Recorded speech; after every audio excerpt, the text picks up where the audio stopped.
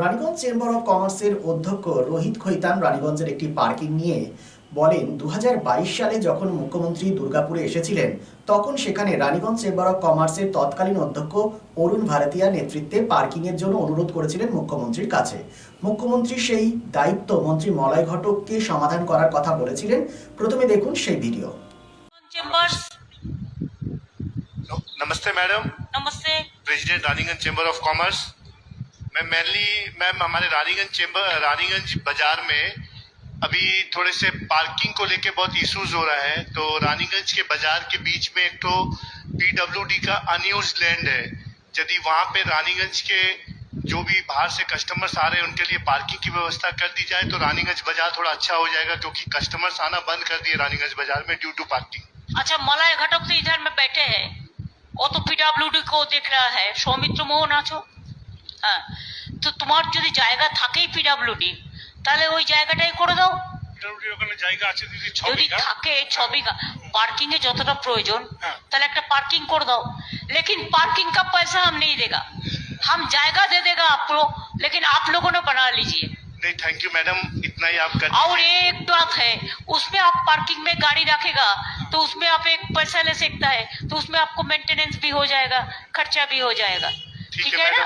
हम लैंड आपको दे देंगे, पीडब्ल्यूडी लैंड दे देंगे, लेकिन बना भी हम दे देंगे, लेकिन बाद बाकी उसको मेंटेनेंस आप करेंगे। Okay madam, thank you madam, thank you very much. এরপর আপনাদের জানিয়ে রাখি, পার্কিং সেই মতো তৈরিও হয়ে যায়, কিন্তু প্রশাসনিক গতিবিধির কারণে সেই পার্কিং এখনো শুরু হয়নি। এ বিষয়ে রোহিত খৈতান জানান, মুখ্যমন্ত্রী কথা দিয়ে কথা রেখেছেন, তবে কিছু প্রশাসনিক গতিবিধির কারণে তা এখনো শুরু হয়নি। তিনি জানান, যেভাবে জনসংখ্যা বাড়ছে সেই হিসেবে পার্কিংটি ছোট হয়ে যাচ্ছে। পুরো বিষয়টি নিয়ে কি বলেছেন সাংবাদিক বৈঠকে শুনবো। देखिए, जो आपने संदर्भ बताया तो मैं धन्यवाद देना चाहूँगा माननीय मुख्यमंत्री ममता दीदी का और हमारे लोकल जो भी नेतागण है, नेतृत्व है, कि उसका संज्ञान लेते हुए रानीगंज में एक पार्किंग का निर्माण हुआ। लेकिन जो पार्किंग जिस जगह पे हो रही थी वो पीडब्ल्यूडी का एक बहुत बड़ा एरिया है, उसके एक छोटे भाग में उस पार्किंग का निर्माण किया गया था। और हम लोगों की उस दिन से ही ये बात हो रखी है, हम लोग की डिमांड रही है कि उस पार्किंग को बढ़ाकर थोड़ा बड़ा किया जाए, क्योंकि इतने छोटे से एरिया में हम लोगों के पार्किंग की प्रॉब्लम का निराकरण नहीं हो पाएगा। तो शायद इस कारण भी कहीं पर भी ये मामला रुका हुआ हो सकता है। हमारी वापस रानीगंज चेंबर ऑफ कॉमर्स की तरफ से यह डिमांड है, यह रिक्वेस्ट है प्रशासन से कि वह जो एरिया है पार्किंग का, वहाँ बहुत पुराने पीडब्ल्यूडी के कुछ क्वार्टर्स हैं, कुछ ऑफिसेज हैं जो कि किसी काम में नहीं आ रहा है।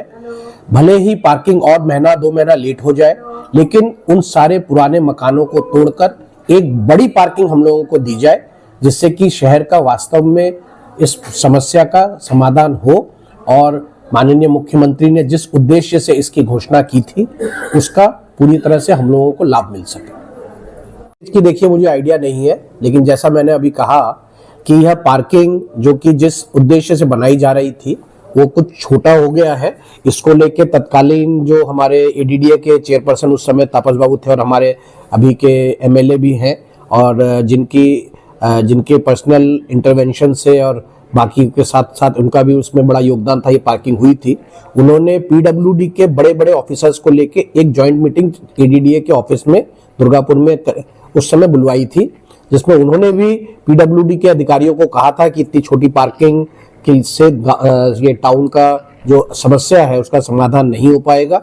इसलिए उन्होंने कहा था कि पॉसिबिलिटीज़ को एक्सप्लोर करिए कि इस पार्किंग को कैसे बड़ा किया जाए।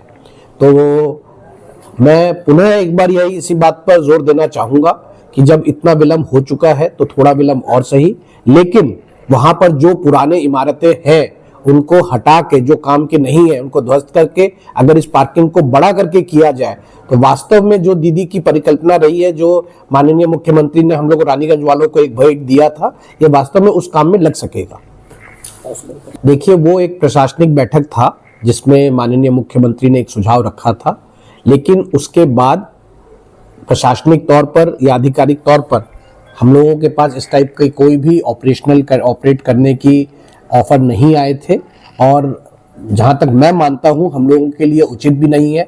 जो सरकारी तंत्र में जो रेगुलर उचित व्यवस्था इस टाइप की पार्किंग को ऑपरेट करने की रहती है, उसी पद्धति से अगर ये काम आगे बढ़े तो चिरकाल रहेगा, दूर तक रहेगा और लोगों को लाभ मिल सकेगा। उसमें अगर चेंबर की तरफ से भी कुछ लोग पार्टिसिपेट करना चाहें तो जो सरकारी प्रक्रिया में है उसको फॉलो करते हुए पार्टिसिपेट कर सकते हैं। देखिए, रेगुलर बेसिस पे पीडब्ल्यूडी से हम लोगों का रेगुलर बेसिस पे संपर्क उतना नहीं रहता है।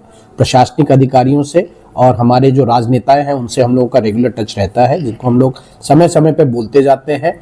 और आधिकारिक समाप्ति को हम लोग मान भी नहीं रहे हैं कि आधिकारिक रूप पे पूरी तरह से बनके तैयार हो गया है, क्योंकि चेंबर की आज भी यही डिमांड है कि ये पार्किंग छोटी है। इस पार्किंग को जो बंद मकानों को, उधर ऑफिसेस को पुनः ध्वस्त कर खाली कर एक बड़ी पार्किंग बनाई जाए और वो हम लोगों को, टाउन वासियों को दी जाए। मेरी वापस इस दीदी से निवेदन है कि उन्होंने बहुत अच्छा इमीडिएट एक डिसीजन लिया था, लेकिन उसी के आगे बढ़ाते हुए अगर इस पार्किंग को और बड़ा कर दिया जाए तो ये शायद हम लोगों के काम में ज्यादा लगे। देखिए, ये जो आपने एक बहुत अच्छी बात कही, तो ये जो पार्किंग है, यह पार्किंग तो अविलंब चाहिए, तो जितनी जल्दी डिमोलिश करके बड़ी पार्किंग कर दे तो इसका समाधान हो सके। इसके साथ ही हम लोगों को यह देखना पड़ेगा कि हम लोगों की एक पार्किंग से समस्या नहीं सुलझने वाली।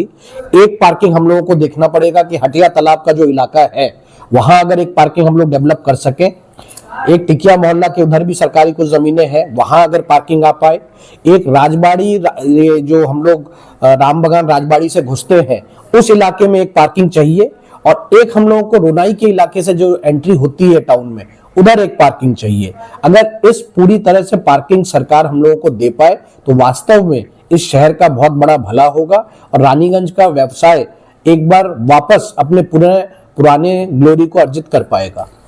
नहीं, बिल्कुल नहीं, ऐसा हमें कहीं पर भी प्रतीत नहीं हो रहा है, क्योंकि हमने जब भी जहां भी बात की है, चाहे प्रशासनिक हो या राजनीतिक हो, हम लोगों को पूरा सहयोग मिला है।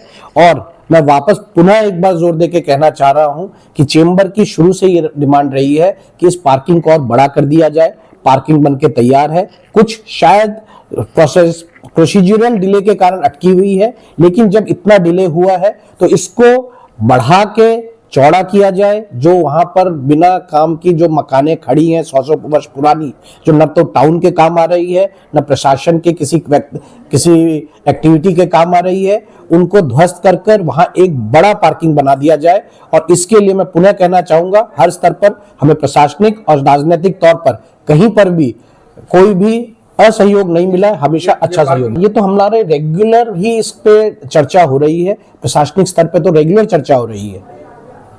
कि ये आपने जो कहा, मुझे नहीं लगता इसमें पत्र जो हम लोग लिख रहे हैं उस पत्र में हमारे 2 पॉइंट चाह रहे हैं।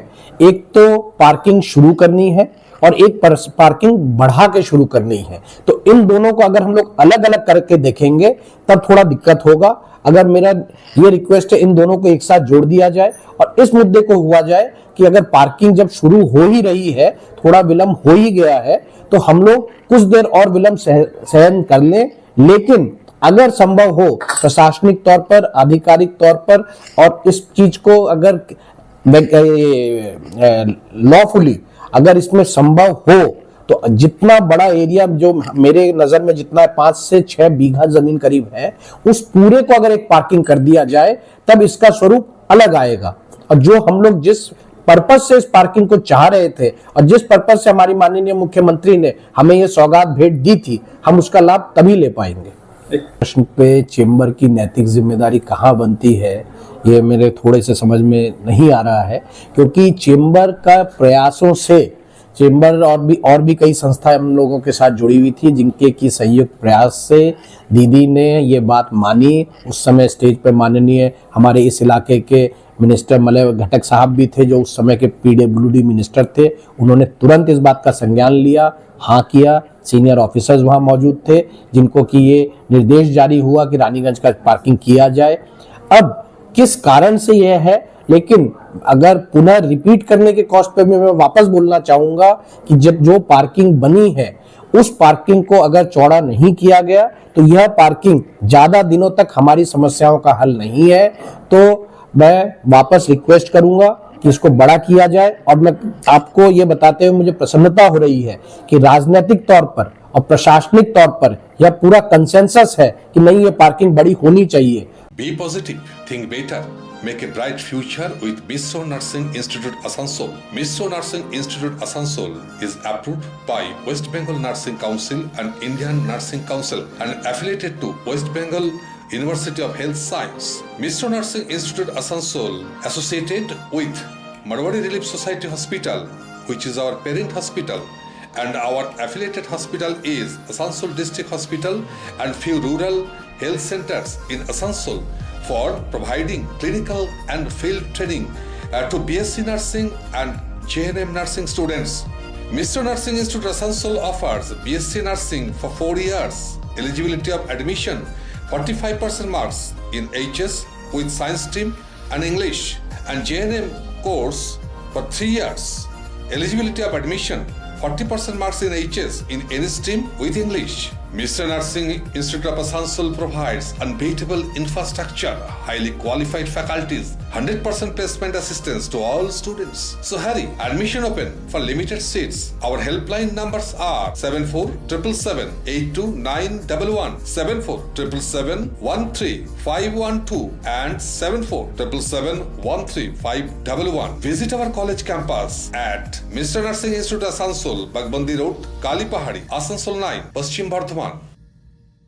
রাজ্য তথা দেশের উন্নত চিকিৎসা পরিষেবা সচল রাখতে প্রশিক্ষিত নার্সদের ভূমিকা ভীষণভাবে গুরুত্বপূর্ণ। এই বাস্তব সত্যকে উপলব্ধি করে 2021 থেকে যাত্রা শুরু করেছে Pramathanath Das academy of nursing. Pramathanath Das academy of nursing offers BSc Nursing for 4 years and JNM for 3 years, recognized by INC and WBNS, affiliated to WBUHS. Prabodhanath Das Academy of Nursing, quality education that transforms lives.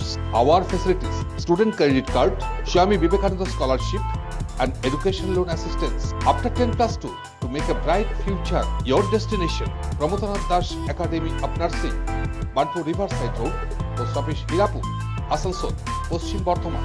Phone number 9907088681, 7584846 949 and 94342 01449.